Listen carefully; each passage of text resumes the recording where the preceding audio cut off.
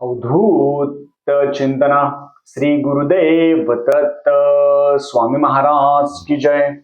छत्रपती शिवाजी महाराज की जय. श्री स्वामी समर्थ. आज मार्गशीर्ष महिन्यातला गुरुवार आहे. तर आज उद्यापन सगळेजण करणार आहात. खूप जण म्हणणार जॉबमुळं ड्युटीमुळे जर जमत नसेल तर उद्यापन दिवसभरात कधीपर्यंत करू शकतो. आपण जे नारळ ठेवलेलं आहे ते नारळ प्रसाद म्हणून खायचं का, त्या नारळाचं काय करायचं, कारण की आपण देवी म्हणून आपण त्याला मानलेलं आहे. परत आपण ती जी पूजा मांडणी कधी उचलायची, उद्या अमावस्या आहे, याच्याबद्दल मी आज पूर्ण माहिती सांगणार आहे. शास्त्रानुसार माहिती सांगणार आहे. चॅनलवर पहिल्यांदा आला असेल तर अवश्य सबस्क्राईब करा, म्हणजे येणारे नवीन व्हिडिओ श्री स्वामी समर्थ महाराजांची गुरुक्षेत्राची आणि नवनाथ पारायणाबद्दल माहिती भेटेल.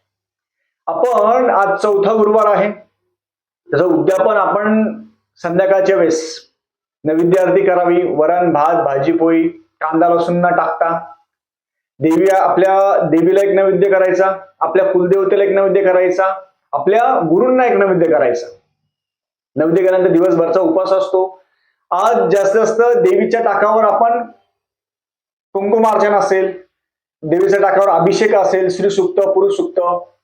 श्री सुक्त पुरुष सुक्त जरी नाही आला आपल्याला तर ते आपण नवार्णव मंत्र आहे देवीचा, त्याच्याने पण देवीचा आपण अभिषेक करू शकतो. देवीच्या टाकावर अभिषेक केल्यानंतर कुंकुमार्चन करायचं. अशा बोटाने कुंकुमार्चन करायचं किंवा असं जरी केलं कुंकुमार्चन करायचं. कुंकुमार्चन करताना देवीची 108 नावं घ्यायची. कुंकुमार्चन करा. कुंकुमार्चन झाल्यानंतर आपण आज महालक्ष्मी अष्टक असेल, सिद्धकुंजिका स्तोत्र असेल, व्यंकटेश स्तोत्र असेल, ही सगळी सेवा करायची. आज दुर्गा सप्तशतीचा जर एक पूर्ण पाठ म्हणजे 1 ते 13 अध्याय तुम्ही पूर्ण वाचले त्याचं पण फळ भेटत असतं. मग आज आपण पूजा मांडणी करणार आहे. मग ती पूजा मांडणी उचलायची कधी? उद्या अमावस्या आहे. उद्या सकाळी 4 वाजता अमावस्या चालू होती. तर तुम्हाला जर जमलं आज रात्री नैवेद्य आरती करा. नैवेद्य आरती केल्यानंतर आपण ब्राह्मणाला शिदा असेल, दक्षिणा असेल, वस्त्र असेल ते तुम्ही देऊ शकता. शिदा दक्षिणा वस्त्र संकल्प करायचा की मार्गशीर्ष महिन्यामध्ये 4 गुरुवार जे उपास केला असेल, आपण ब्रह्मचर्याचं पालन केलं असेल, सेवा केली असेल, दुर्गा सप्तशती, व्यंकटेश स्तोत्र, महालक्ष्मी अष्टक, नामस्मरण, या सगळ्या 4 गुरुवारचा संकल्प करून ब्राह्मणास वस्त्र असेल, दक्षिणा असेल, शिदा असेल ते आम्ही दान देतोय असं संकल्प करायचं. शिदामध्ये काय द्यायचं? सप्तधान्य असेल ना, ते सप्तधान्य आपल्या इच्छेप्रमाणे आपण सप्तधान्य ब्राह्मणाला गुरुजींना घरी बोलून ते सप्तधान्य द्यायचं. तेल असेल, तूप असेल, साखर असेल, हे सप्तधान्य ब्राह्मणाला द्यायचं. तुमच्या जर ब्राह्मण भेटत नसेल तर मी नंबर स्क्रीनवर देईल, त्यावर तुम्ही संकल्प करून दक्षिणा पाठवू शकता. आणि जे छत्रपती संभाजीनगर मध्ये राहत असेल, तुम्हाला जर शिदा दक्षिणा द्यायचं असेल तर तुम्ही माझ्या घरी येऊन पण देऊ शकता, काही प्रॉब्लेम नाही. जे खूप जण इथे राहतात, मागच्या वेळेस पण खूप जणांनी गुरुचरित्रामध्ये दिलं होतं.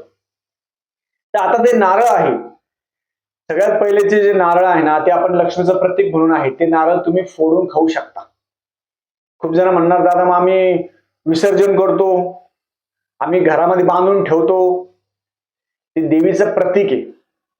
नारळाचं देवीचं प्रतीक आहे. तर ते नारळ पूजा झाली. उद्या अमावस्या आहे. उद्या अमावस्या जरी असली तर उद्या पण तुम्ही पूजा उचलू शकता. किंवा ज्यांना जमलं त्याने रात्री पण पूजा उचलू शकता, काही प्रॉब्लेम नाही. रात्री 12 वाजेपर्यंत तुम्ही पूजा आहे ती उचलू शकता. म्हणून असं कन्फ्युज व्हायचं नाही. उद्यापन झाल्यानंतर ब्राह्मणाला शिदा दक्षिणा दिला, आपण आपलं जेवण केलं, नंतर गंधाक्षता फुल पहिलेच आपण जे अक्षदा आहे अक्षदा राखून घ्यायच्या आणि पूजा आहे ती पूजा उचलू शकतो. तुम्ही आज रात्री उचलली तरी चालतं, तुम्ही उद्या जरी उचलली तरी चालतं, कारण की आज पूर्ण उद्यापन आपलं झालेलं आहे. उद्या फक्त आपण पूजा काढणार आहे. म्हणून अमावस्या आहे असं डोक्यात आणू नका. उद्या फक्त पूजा आपण काढणार आहे. त्याच्यामुळे उद्या माझ्या मते तर एक याच्यानुसार आपण आज पूजा तशीच ठेवायची रात्रभर. उद्या सकाळी तुम्ही पूजा काढू शकता, काही प्रॉब्लेम नाही. अमावस्याच्या देवीला असं काही नाही, अमावस्या असं काहीच नाही. आपण पूजा करत नाही, फक्त पूजा मांडणी काढतोय. तर उद्या तुम्ही दिवसभरात कधीही पूजा मांडणी काढू शकता. म्हणून आज गडबड करू नका, कारण की आज खूप जणांना गडबड होईल. पूजा पण करायची, पूजा मांडणी पण आहे. पूजा मांडणी काही काही जण सकाळीच करता, परत उद्यापन असेल, उद्यापनला काही काही जणांना उशीर होईल. रात्री 9 वाजेल, 10 वाजेल, 11 वाजेल. मग आज आहे तर लक्ष्मीचं उद्यापन जरी तुम्ही केलं तरी पण आज पूजा मांडणी काढू नका. अमावस्याचा काहीच प्रॉब्लेम नाही, आपण पूजा सुरू करत नाहीये, लक्षात ठेवा, हे शास्त्रानुसार आहे. उद्या तुम्ही गंधाक्षता फुल व्हायचं, मंत्र म्हणायचा आणि पूजा आहे ती पूजा आपण काढू शकता. पूजा काढल्यानंतर ते जे कळसातलं पाणी काय करायचं, ते पाणी आहे ते आपल्या आंघोळीच्या पाण्यात घ्यायचं, आपल्या घरामध्ये पाणी टाकायचं, आपलं शेती असेल, वावर असेल, जागा असेल तिथं पाणी टाकायचं, सगळीकडे पाणी टाकायचं. ते केल्यानंतर आपण ते जे अक्षता असतात, तांदूळ खाण्यामध्ये घ्या. ते तांदूळ आहे ते तांदूळ खाण्यामध्ये घ्या. मग हे केल्यानंतर ते जे नारळ आहे, नारळ आपण लक्ष्मीला जे मुखोटे घातलेले, खूप जण काय करतात, ते लक्ष्मीचे मुखोटे तसेच कपाटामध्ये ठेवून देतात. मी बघितलेले, कपाटामध्ये ठेवून देतात वर्षानुवर्ष एकच नारळ. मुळामध्ये पोथीमध्ये काय वर्णन आहे ते लक्षात ठेवा. पोथी एकदा सगळ्यांनी वाचा. त्याच्यामध्ये पोथीचं जे नारळ आहे ते नारळ प्रसाद म्हणून खावं. जे मुखोटे तुम्ही केलेले असेल ते एका ठिकाणी तिजोरीमध्ये एका चांगल्या ठिकाणी ठेवून द्यायचे, म्हणजे तिथं आपला हात लागला नाही पाहिजे. प्रॉब्लेमच्या 4 दिवसात हात लागला नाही पाहिजे, त्या ठिकाणी मुखोटे ठेवून द्या. नारळ आहे तो प्रसाद म्हणून घरच्यांनी सगळ्यांनी खावं. पूजा मांडणी असेल ती उद्या उचलायची, आज उचलायची नाही. अमावस्याचं जास्त काळजी करायची नाही. उद्या पूजा उचलायची. उचलताना तांदूळ असेल ते खाण्यामध्ये घ्या, सुपारी असेल, पान असेल ते सगळं खाण्यामध्ये घ्यायचं. कोणतीही गोष्ट बाहेर जाऊ द्यायची नाही. फुलं पण असेल, फुलांचा पण वास घ्या. फुलांचा वास घेऊन आपल्या झाडाच्या फुलामध्ये, झाडं असेल झाडाच्या कुंडीमध्ये ते फुलं टाकून द्यायची. पीस असेल, ब्लाउज पीस पण जपून ठेवायचं, सगळ्या गोष्टी जपून ठेवायच्या. आणि फोटो असेल तर फोटो पण चांगल्या ठिकाणी ठेवून द्यायचं.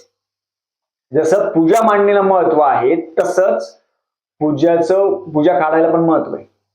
मी स्क्रीनवर पूजा काढण्यासाठी जो मंत्र असेल, पूजा विसर्जन नाही म्हणताना आपण ते पूजा सांगता करतोय, त्या पूजेची सांगता करतोय. पूजा सांगता करायचा जो मंत्र असेल तुम्ही स्क्रीनवर टाकेल तो मंत्र म्हणायचा आणि गंधाक्षता फुल व्हायचं आणि ती पूजा काढून घ्यायची. उद्या सरळ आणि साधं सोपानी पूजा काढून घ्यायची, काही प्रॉब्लेम नाही. नारळ प्रसाद म्हणून सगळ्यांनी खा. पाणी असेल ते आंघोळीच्या पाण्यात घ्या, घरामध्ये शिंपडा.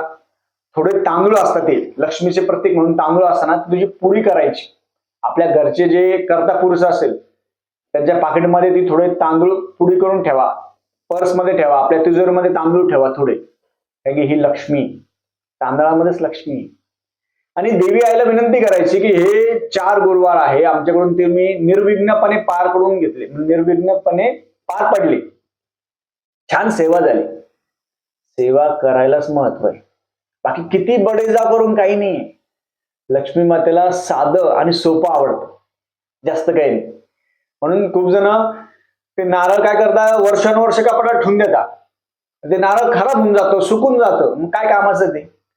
खराब झालेलं, सुकलेलं, तडा गेलेलं नारळ काहीही कामाचं नाही.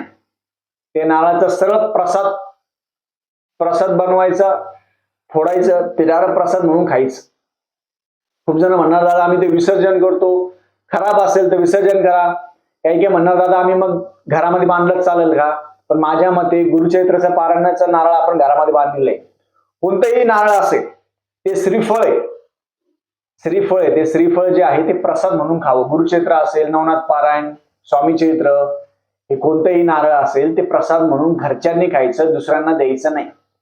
आपली केलेली सेवा, 4 गुरुवारची केलेली सेवा, ब्रह्मचार्याचं पालन असेल, 4 गुरुवार उपास असेल, व्यंकटेश स्तोत्र असेल, आपण कितीही सेवा केली त्याचं फळ त्या नारळामध्ये आणि देवीच्या स्वरूपात आहे. ते नारळ उद्या किंवा परवा, अमावस्या जाऊ दे, जे शुक्रवार शनिवार आहे, रविवारी ते नारळ आहे ते फोडून त्याचा प्रसाद आहे तो सगळ्यांनी खाऊ शकता, काही प्रॉब्लेम नाही तुम्हाला. म्हणून अशा पद्धतीने सेवा सगळ्यांनी करावी. लक्ष्मीची फक्त 4 गुरुवारच सेवा करायची, कारण आपण आता सेवा करायला लागलो. गुरुवार आहे फक्त महिलांनी 4 गुरुवार असेल किंवा बाकीचे गुरुवार असेल, 5 गुरुवार मार्गशीर्ष महिन्याचे तेवढेच उपास करायचे. कंटिन्यू महिलांनी गुरुवारचे उपास धरायचे नाही. महिलांनी मंगळवार असेल किंवा शुक्रवार असेल ते उपास तुम्ही करू शकता, बाकीचे नाही. गुरुवार नाही करायचे, मंगळवार किंवा शुक्रवार करायचा. देवी भगवतीची सेवा करायची. जास्त उपासाच्या मागे न लागता स्वामी चरित्र, दुर्गा सप्तशती ह्या सेवेचे जास्त मागे लागायला पाहिजे. आपण काय करतो ते बाजूलाच असतं, फक्त उपास करत बसतो. तसं नाही करू.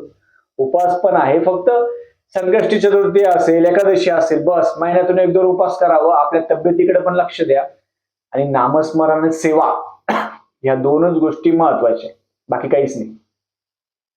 ज्या पूजा मांडणीचं कोणतंही कॉईन असेल, हे असेल, ते घराच्या बाहेर कोणाला द्यायचं नाही. सुपारी असेल ते पण खाण्यामध्ये घ्या. पानं असेल त्याचं तांबूल करा.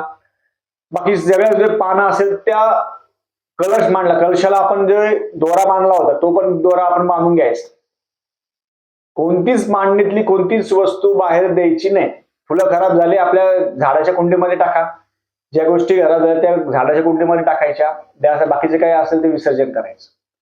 असं साधं आणि सोपं प्रत्येकाने करावं. पूजा मांडणी आज उचलू नका, ती उद्या उचला. नारळ प्रसाद सगळ्यांनी फोडून खा. मनामध्ये किंतु परंतु आणायचा नाही. तुम्हाला ब्राह्मण नाही भेटला, तुम्ही मला संकल्प करून दान दक्षिणा शिदा असेल, वस्त्र असेल तर तुम्ही देऊ शकता, काही प्रॉब्लेम नाही. मनापासून सेवा जर केली आणि तुम्ही दिलेलं जे दान असतं ते आपण महादेवचं मंदिर किंवा गाणगापूर इथे आपण वापरत असतो. अशा पद्धतीने प्रत्येकाने सेवा करावी आणि सेवाच करणं महत्वाचं आहे, बाकी दुसरं काहीच नाही. तुम्हाला लक्ष्मी कुंचन घ्यायची गरज नाही, काही नाही. आपला बालाजी महाराज असेल, देवी असेल, त्याच्यामध्ये सर्वस्व आहे. व्यंकटेश स्तोत्रच महत्वाचं सगळ्या गोष्टीसाठी. झालेली सेवा मी महाराजांच्या रुजू करतो. श्री स्वामी समर्थ.